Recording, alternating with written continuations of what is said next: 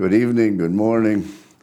I prefer to begin each session with a review of the previous session, but I always ask one of my students to do it. So the only student sitting here with me is me, so maybe I'll just review what we had to say last week. Last week we talked about a down-to-earth passion. We began with Rabbi Akiva's preference for love in Song of Songs and the general Klal Gadol, love thy neighbor as thyself. And we moved to Shimon ben Lakish, who had a strange take that the main words for our passion for God also appear in a very sordid part of the Torah. And we talked about that. And I think the bottom line was, was that the Torah, the rabbinic view of the Torah is that there's a down-to-earth love, both of God and of the human.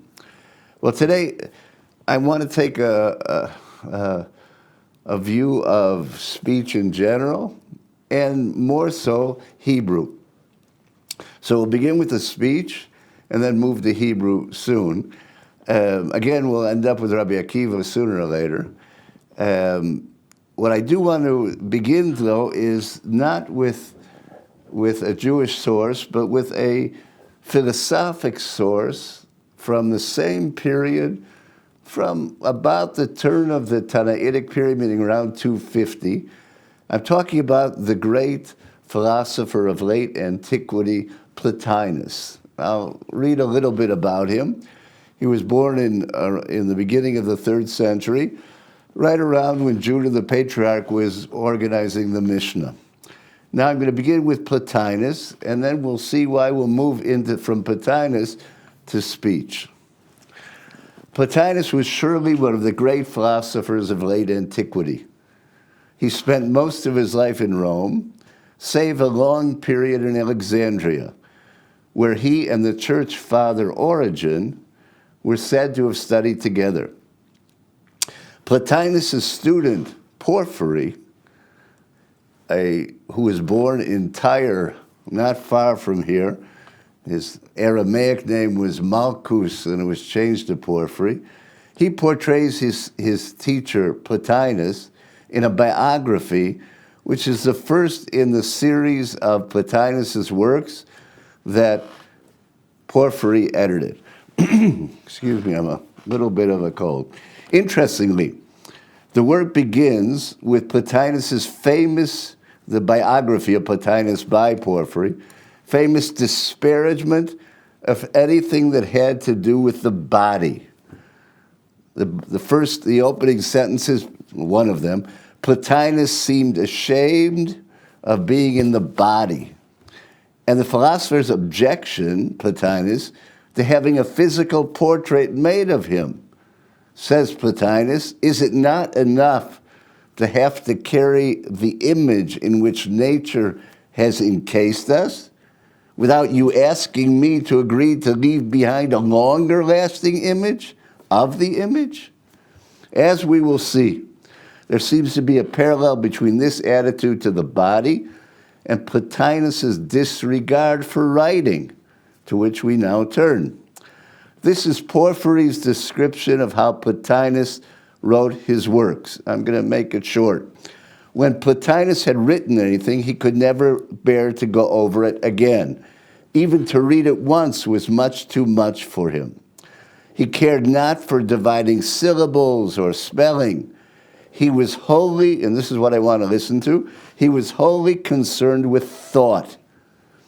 And, which surprised us all, he went on this way right up to the end. He worked out his train of thought from beginning to end in his own mind. And then he wrote it down as if he were taking dictation. Thought, that was Porphyry on Plotinus, how he wrote his books. Thought and contemplation was Plotinus' preoccupation. In the same paragraph, he is described as being able to keep up his part of a conversation while not diverting his concentration and his thought from the issue he was contemplating beforehand. This uncanny ability to seemingly sever his thought from ongoing speech seems remarkable. Plotinus' ultimate goal, according to Porphyry, was to be united, to approach the God who is over all things, which he has said about himself, Plotinus, that he attained 4 times in his lifetime. So to this godlike man above all, who often raised himself in thought, according to the ways Plato teaches in the Banquet, to the first and transcendent God. He raised himself to God, that God who has appeared in no shape or no form. This mystical Neoplatonism sought union with God. Well, I think it's a clear portrayal of Plotinus and Plato's ideas and Plotinus's abstraction and almost obsession with thought. Well, as I said last week, if we think of Rodin and his thinker, how would you portray one of the Jewish sages?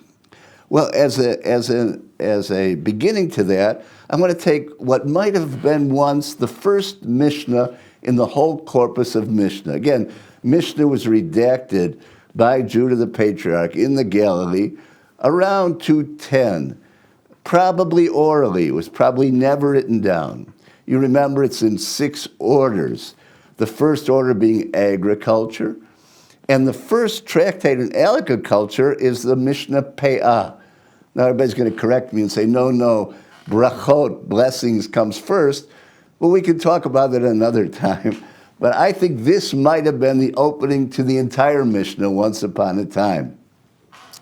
So we're going to read together this Mishnah and contrast it to Plotinus. Are we ready? I am. Mishnah Pe'ah, to the left side, or right side, however you're looking. These are the things that have no definite quantity. Eile dvarim she'en lehem shi'ur. So the first Mishnah begins with Eile dvarim, which is reminiscent of the book of Deuteronomy itself. These are things which are no measured quantity, meaning the Torah does not specify how much. The first, corners of the field, which is called pe'ah. When you reap your grain, you're supposed to leave part of the field, the corner, for the poor. First fruits you bring to the priest. The offerings brought on appearing at the temple on the 3 festivals, Re'iyah. And finally, the performance of righteous deeds. All of these things are not measured, gemilut chesed. They're not given a measurement in the Torah. You're told to do them, but not how much. And the study of Torah. No measure. It's not defined how much you need. Now, we're going to go on to the next one. And this is the Mishnah which follows it up. So the relation of this beginning Mishnah to the Mishnah Pe'ah is that it deals with there not being a definite quantity for corners. Now, the next Mishnah. The following are the things for which a person enjoys the fruits in this world, while the principle remains in the world to come. We'll see what the relation is to the previous Mishnah, but the following things, a person eats the interest, as it were, in this world, and the principle remains to be given to that person in the world to come. What are these great commandments? Honoring one's parents, the performance of righteous deeds, gemilut chesed, kibud av v'em, the making of peace between a person and their friend, hava'at shalom ben adam v'chaviro. Many of you know this from the Siddur in the morning. So those are 3 great things for which the Mishnah claims the reward is first given up front and then in the world to come. And finally, the study of Torah is equal to them all. I want to think about this for a minute.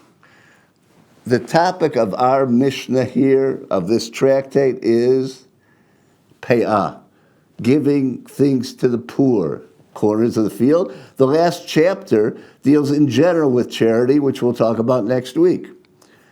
But in the midst of all that, the first Mishnah says these are the things that a person enjoys in this world, but the most important commandment is Torah.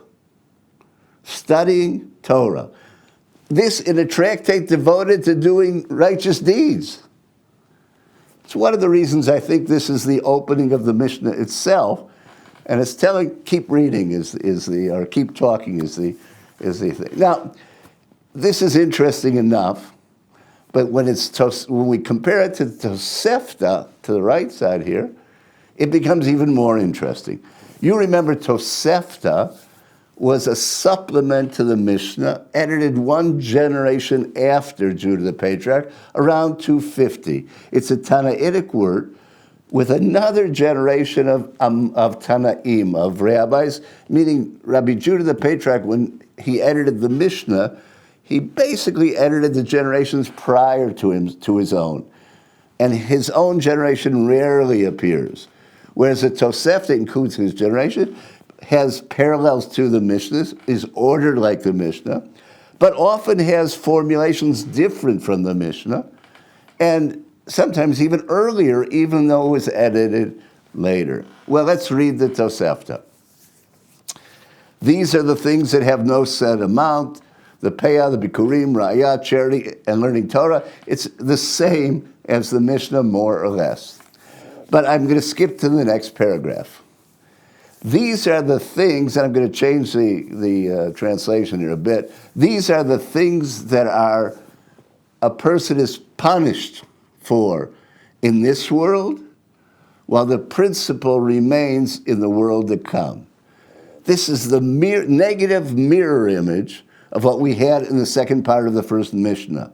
These are the terrible things that if one does one's punished here, and the real punishment awaits him in the world to come. What are those terrible things, terrible sins? Idolatry.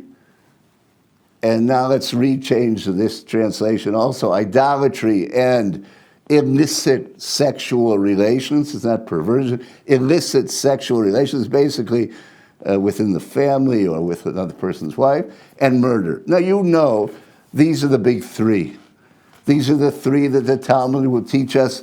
If one wants to coerce you into doing a sin, say, do this sin or I'll kill you, you're supposed to say, I'll do it.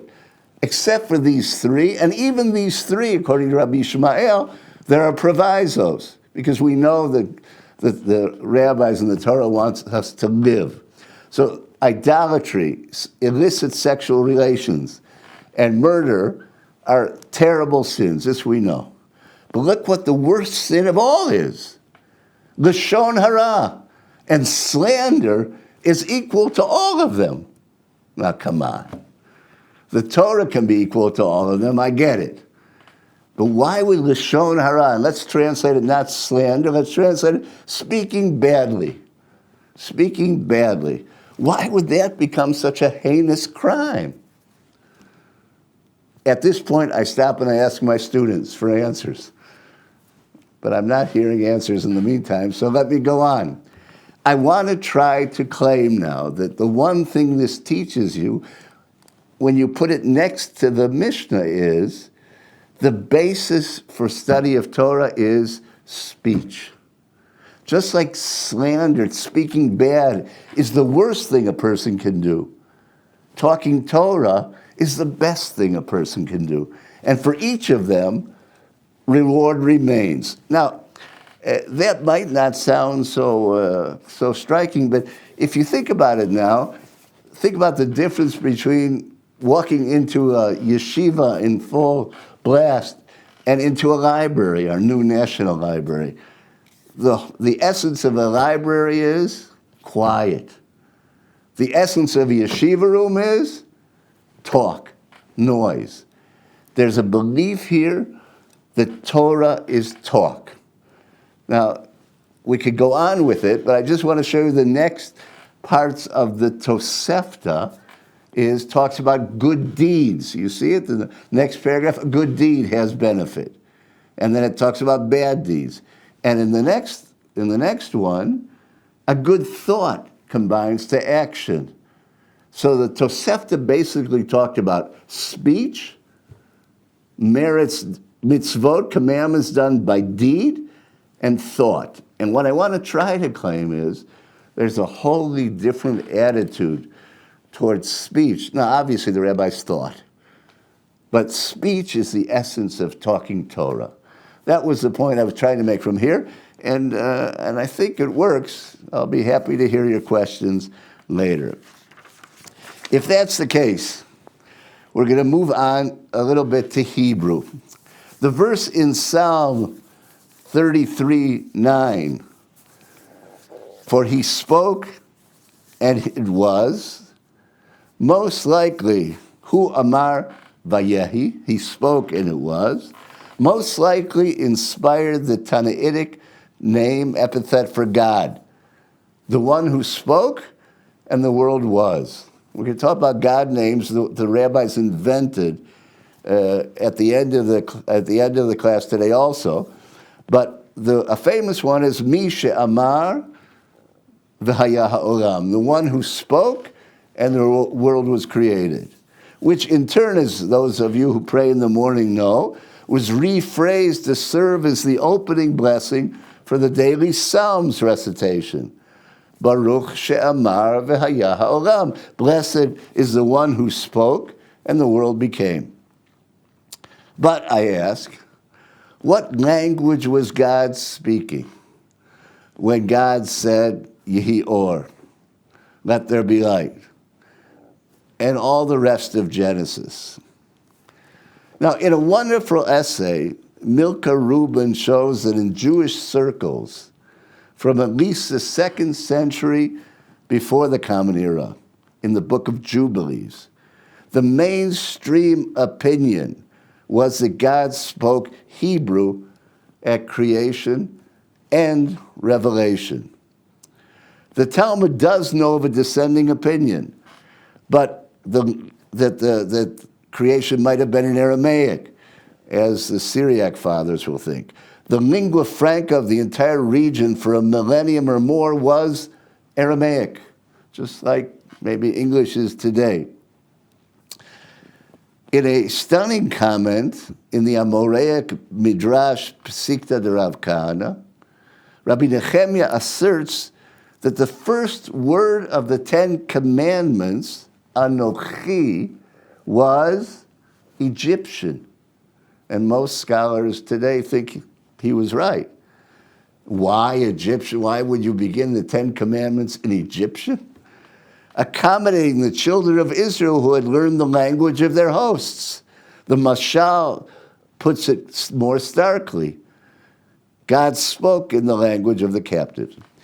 Greek and Latin church fathers echoed the dominant Jewish position, but there were some dissenting opinions. Now we're going to move to a midrash that says something similar, if I find it. Before that, I left out a source, and it's too much fun to leave out, so I'll get to the midrash in a minute. There's a debate in the Jerusalem Talmud between Rabbi Yochanan and Rabbi Shimon, Rabbi Yochanan and Rabbi Shimon ben Yochai, not direct.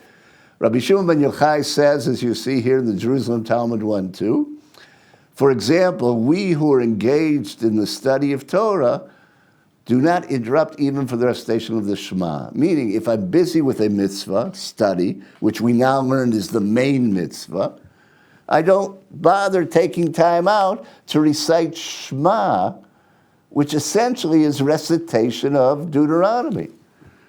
Rabbi Yochanan used to say about himself, but us, Rabbi Yochanan, the 3rd century Amorah, is being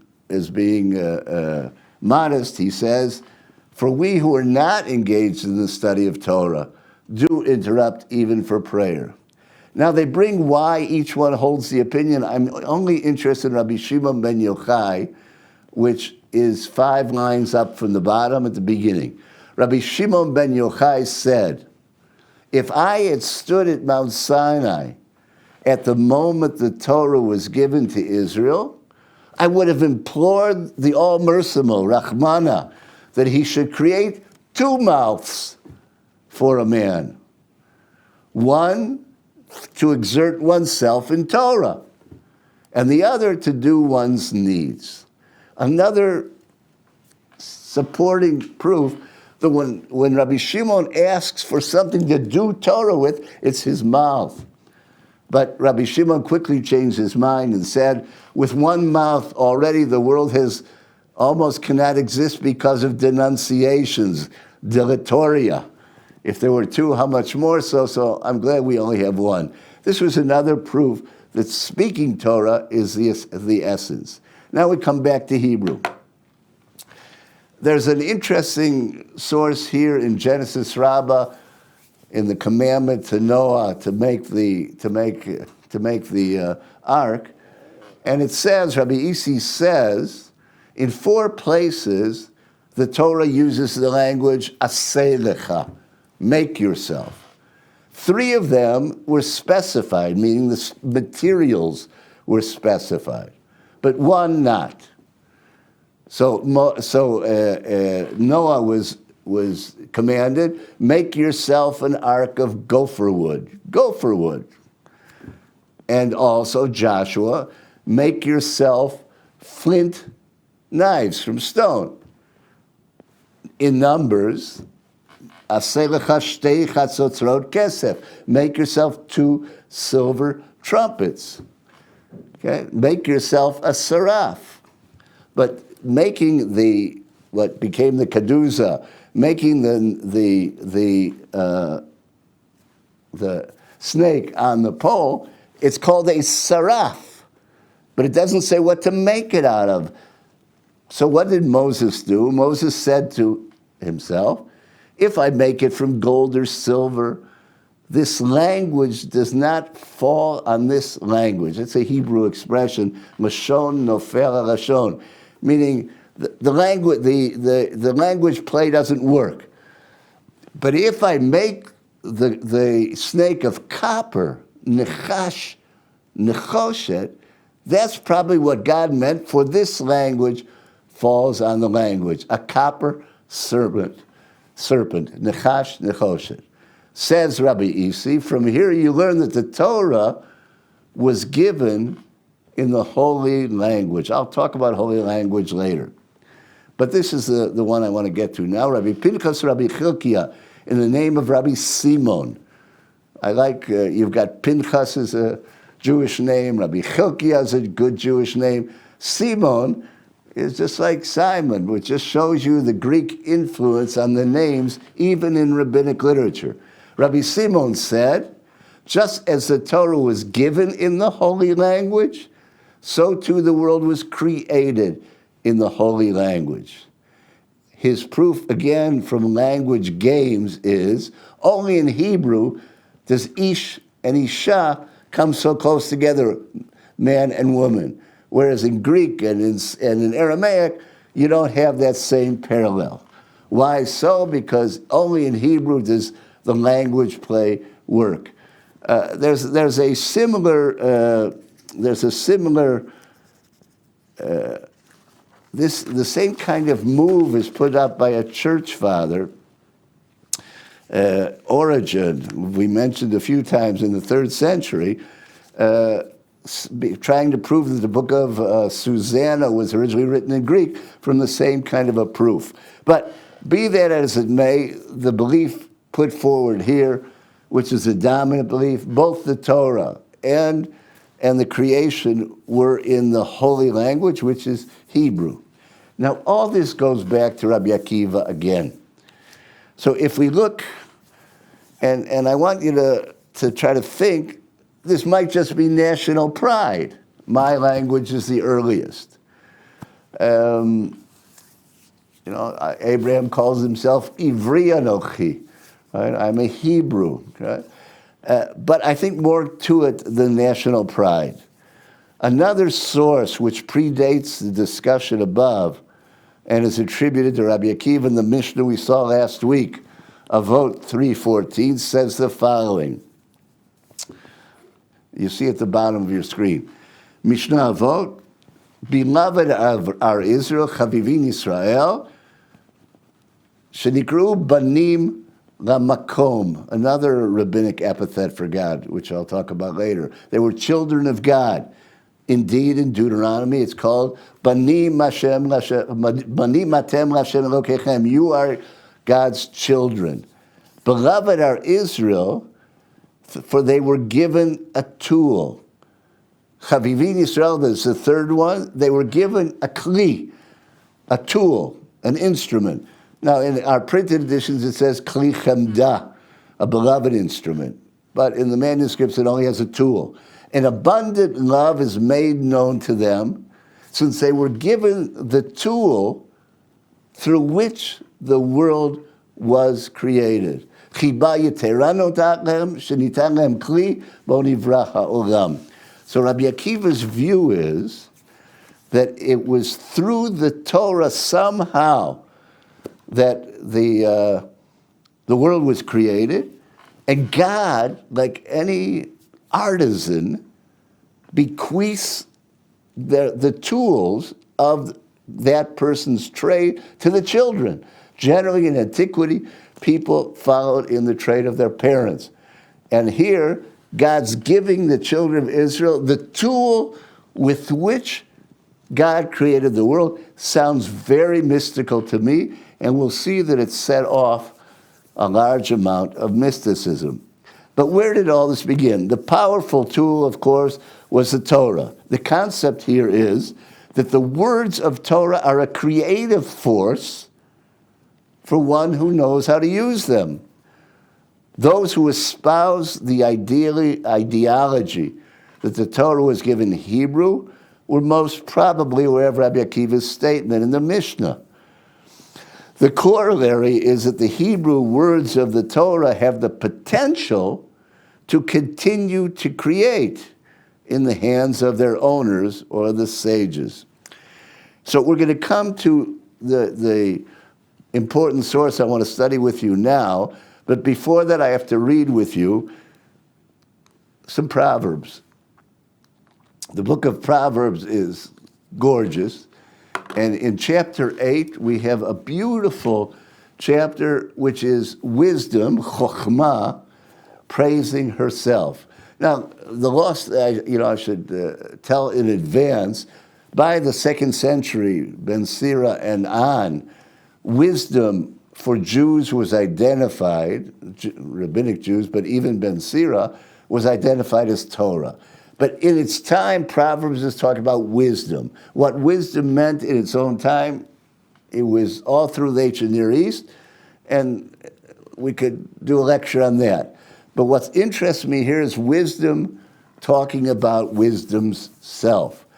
It is wisdom calling, understanding, raising her voice. She takes her stand at the topmost heights, by the ways, at the crossroads, near the gates, at the entries, she shouts.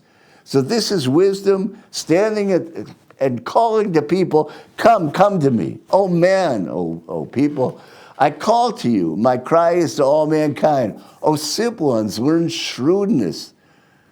Oh dullards, instruct your minds. Listen, for I speak noble things. Uprightness comes from my lips. And it keeps going in that sense.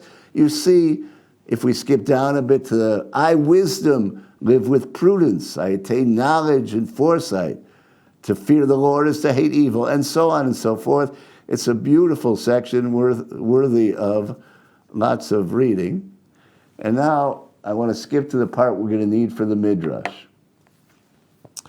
4 lines down in that chapter, around 18, it says, the Lord created me. Wisdom talks about herself. The Lord created me at the beginning of his course as the first of God's works of old. Adonai kanani reshit darko kedem mifarav me'az. And wisdom continues. In the distant past, I was fashioned at the beginning, at the origin of the earth. There was still no deep, be'ein tehomot, when I was brought forth. No springs rich in water. Before the foundations of the mountains were sunk, before the hills I was born. He had not yet made earth and fields, or the world's first clumps of clay. I was there when he set the heavens into place. Wisdom speaking. And wisdom for the rabbis is definitely Torah. When God fixed the horizon upon the deep, when God made the heavens above firm, and the form, etc., etc., and I skip a couple of lines, I was with God as a confidant. Va'ayeh etzlo amon, a difficult work. Amon, Aleph Mem Nun. I was with God as a confidant, wisdom says. A source of delight. Every day, rejoicing before God at all times. Okay, Sha'ashua kol yom. So we have an ancient tradition that wisdom preceded creation. For the rabbis and Ben Sira a few centuries before, wisdom was Torah. So now, having said that, see what the rabbis do with this notion. And here we're going to take a little slow and try to get our heads around it. Rabbi Hoshaya. Rabbi Hoshaya is sometimes credited with being the author of the Tosefta we talked about, that supplement to the Mishnah. He lived a little after Judah the Patriarch, and in the Jerusalem Talmud, they call him Avi HaMishnah, the father of Mishnah. This is the very opening to the great midrash on Genesis called Genesis Rabbah, the first opening, and that's why Genesis Rabbah is sometimes called Genesis of Rabbi Hoshaya, because he's the opening opinion. Rabbi Hoshaya opened, I was with him as a confidant, a source of delight. The Proverbs we just read, 8:30. And the midrash, maybe Rabbi Hoshaya goes on to say, Amon means artisan. The word for artisan in Hebrew is uman.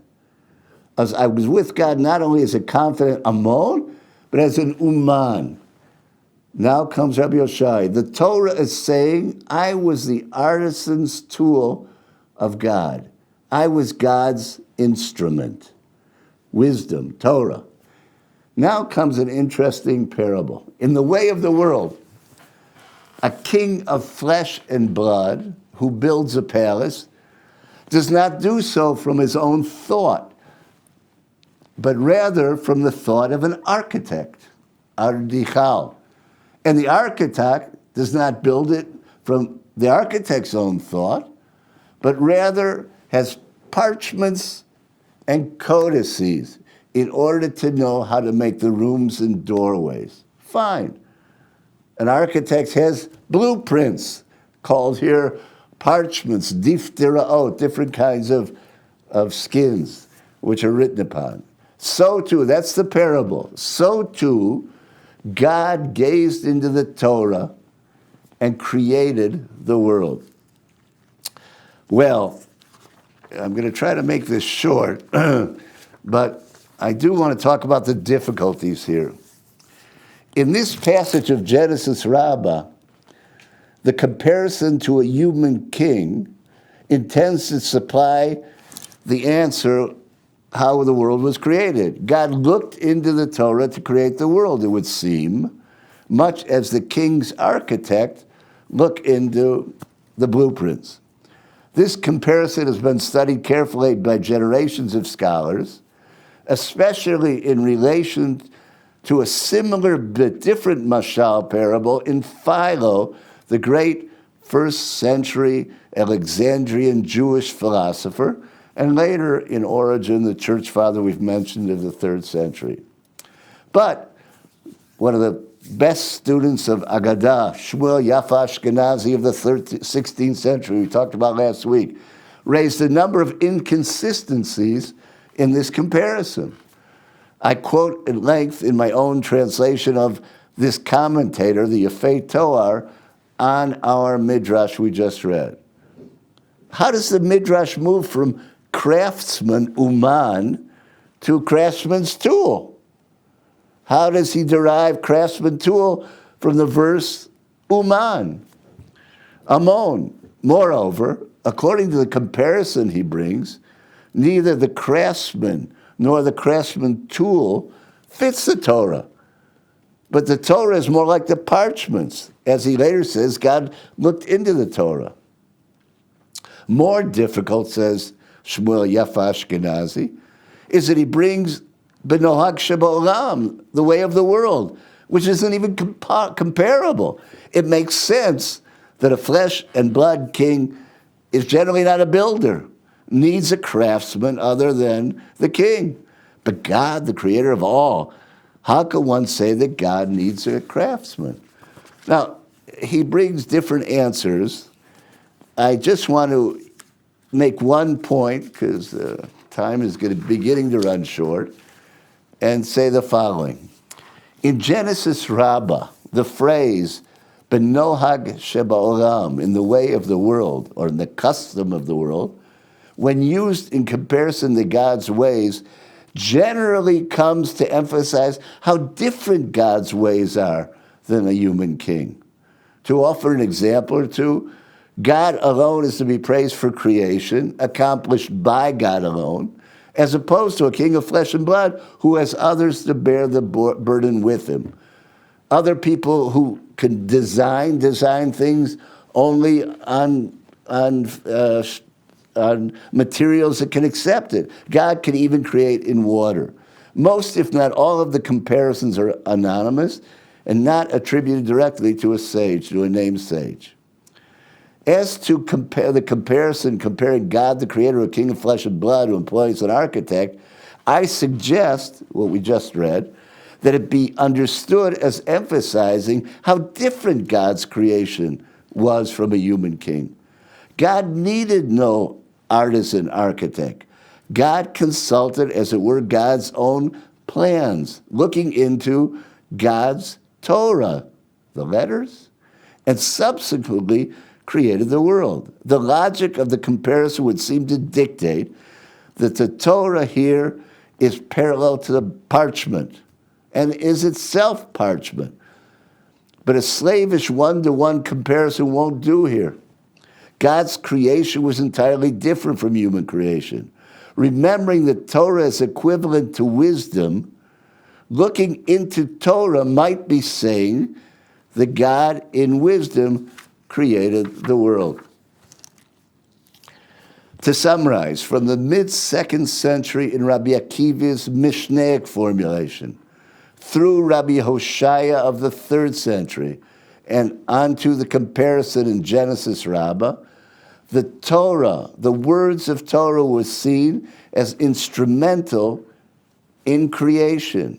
It was, Torah, and remained a powerful tool in its original Hebrew, which when looked into, evidently, can grant special powers. Now, I understand that it's a bit mystical, but stick with me to the most mystical formulation in a midrash, which is, we don't know when to date it or place it. There's a midrash, an interesting midrash, on the book of Psalms, sometimes called Shocher Tov, or just called the Midrash and Psalms. It appears in the Braude, B-R-A-U-D-E, translation.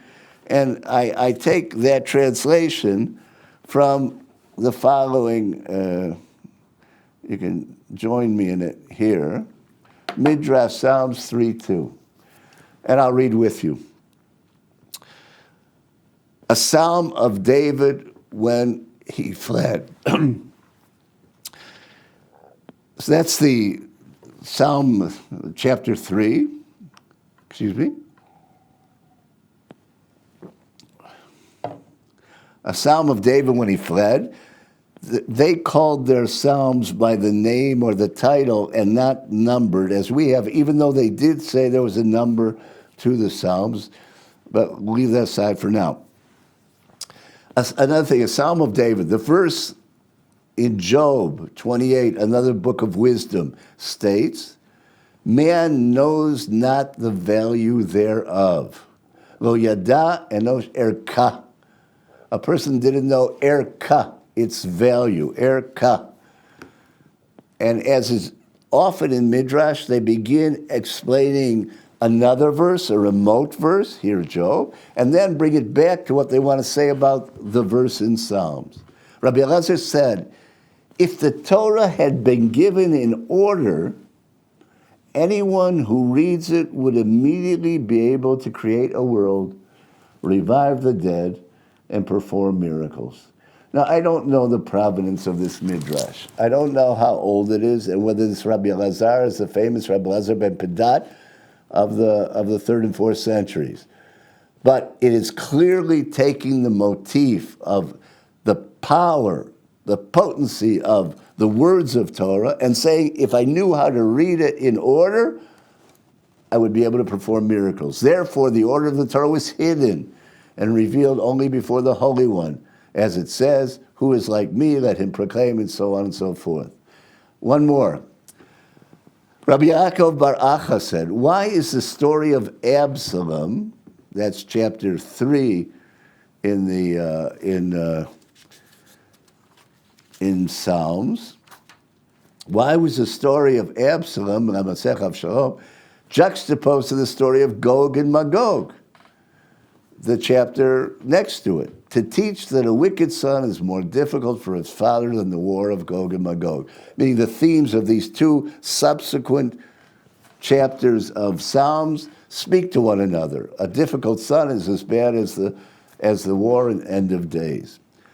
But we come back to our main theme. Rabbi Yoshua ben Levi, a 3rd century, early 3rd century Amorah, sought to learn and understand this book. Which book, it's not clear. But a heavenly voice came out and said to him, do not touch this one. Rabbi Shmuel ben Rabbi Yossi sought to learn and understand this book before Rabbi. And he said to him, they're sustained forever and ever. They are done in truth and uprightness. This is an opaque midrash, but what is clear from it, if there's anything clear, is that there was a belief that the combination or the right order of Torah could put power in a person's hands. We have the same kind of things in the Talmud, which I won't go into now. I want to try to sum up and say the following. In the first part of tonight's talk, I tried to support the claim the Rabbinic Judaism celebrated and hallowed speech. Learning meant speaking God's words, whether it was the written Torah or the oral one. And for them, the oral Torah was really oral for the most part. The Mishnah, on its 6 orders, 527 chapters, was an oral endeavor, memorized by people with good memories. And then there might have been notes that people used, et cetera, et cetera. But most scholars have proven that it was really an oral affair. So learning meant speaking God's words, whether it was the written Torah or the oral one, which was as precious, some thought even more so, than the written. The Mishnah, like the Hebrew Bible itself, was compiled in Hebrew at the beginning of the 3rd century. Now let's think about it. That's 80 years after the fall of Judea in the Bar Kokhba revolt of 132. Now, Hebrew historians have taught us, like Kutcher, that the heart of Hebrew speaking was in Judea, around Jerusalem, around Lida. Those areas was where Hebrew was strongest, maybe because of the influence of the temple, which I'll get to. In the Bar Kokhba revolt, so 80 years later, when Judah the Patriarch puts together the foundational document of the oral Torah, he does it in Hebrew, even though Aramaic is all over. And as you recall, even in the New Testament, when they quote Jesus talking Aramaic. Aramaic was in the Galilee. Aramaic was all over this area. But Rabbi Judah the Patriarch insisted that the Mishnah be in Hebrew.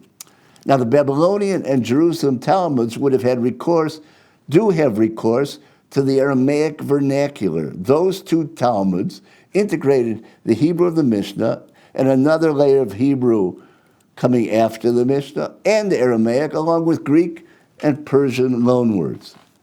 Even though the Mishnah itself granted the individual permission to pray in any language, and did not demand using the Hebrew words of Shema, Shmona Esrei, Birkat HaMazon, Hebrew, according to the Mishnah Sota, chapter 7, was mainly reserved for priestly ceremonies, priests who served in the holy temple.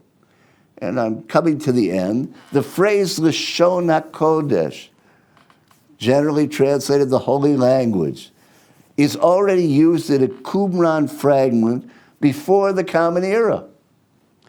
Lashon HaKodesh should probably be translated Kodesh, Lashon being language. Kodesh can either be emblematic of the temple, Hamikdash, or a symbol of God who resided in the Mikdash.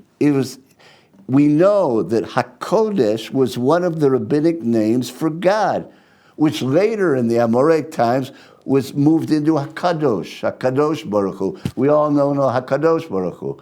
But the early manuscripts, and Aramaic has Kudsha Brichu, HaKodesh. So Lashon HaKodesh might even mean God's talk. The rabbis held that just as speech created the world, the highest function of a human being was speaking God's words day and night. For Jews, thinking was thinking through speech, talking to another person, reciting Mishnahs. That was learning.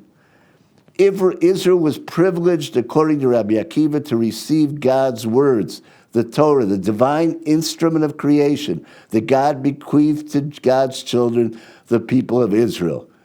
So we've done love, and now we've talked about the importance of speech and Hebrew.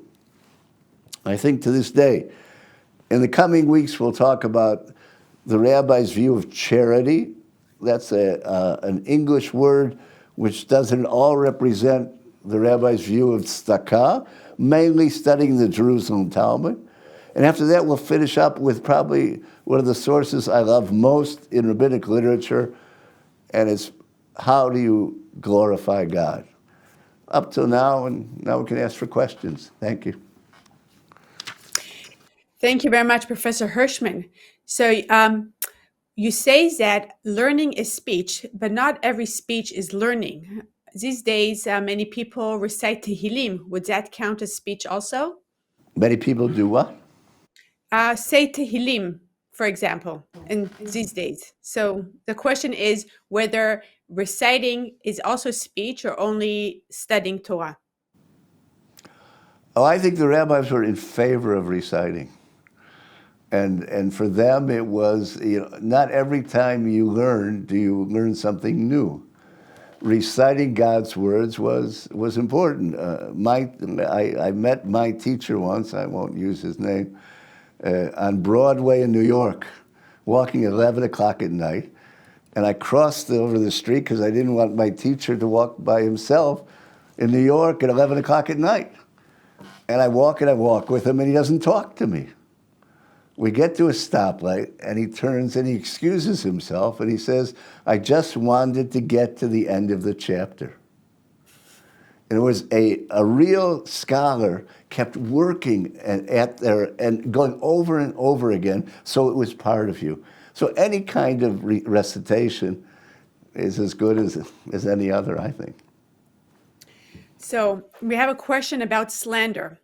So what constitutes slander? Is it okay to talk about bad deeds or mean-spirited speech of a person when these deeds or words have been causing harm and others are trying to resolve or prevent this harm? Why are good questions always hard to answer? So, everybody knows that the Chafetz Chaim at the beginning of the 20th century wrote a whole book about this. And who am I to try to steal the Chafetz Chaim's thunder? I wouldn't even try. The rabbinic tradition has it that sometimes even saying something good about a person can be a kind of slander. I know my friend here said there's a Hebrew expression, hu bachur tov. He's a good guy. And my friend would say he's a good guy in the good sense of the word. Because sometimes you say a good guy, you're just meaning. So the answer, my brief answer is, yeah, it's a difficult question. Chafetz Chaim worked on it, and ask your local rabbi. The first two sources you brought are said by many people when they pray shacharit every morning. Would you say that shows their importance in showing speech and the studying of the Torah? That's a nice point. So I don't know about importance. What happens is the way the blessings are set up now, the blessing that precedes that is the blessing over studying Torah. And what the rabbis did was they put sections of Torah, both oral and written, so that I could fulfill that mitzvah right away. I mean, it's an interesting issue because you know it says, V'hagita bo yamam v'layla. You should meditate, but the real word means you should recite them. Hege, the word saying something. V'hagita bo yamam v'layla. You should say them day and night. The question is, how do you ever fulfill that? How can you talk Torah all the time, even though Deuteronomy wants me to say Shema when I'm walking along the way, when I'm sitting at home? So how do I do that? So some people claim that saying Shema in the morning and the evening was reciting Torah evening and night, Yomam V'layla. The recitation of these important beginning chapters, even though the quote in the Siddur is from the Talmud and Shabbat and not from the Mishnah, but the idea is the same idea, that study was preeminent in the rabbinic view. Thank you very much, Professor Hirshman. Thank you, everyone, for joining us. And we hope you all have a good week and besorot tovot. Week.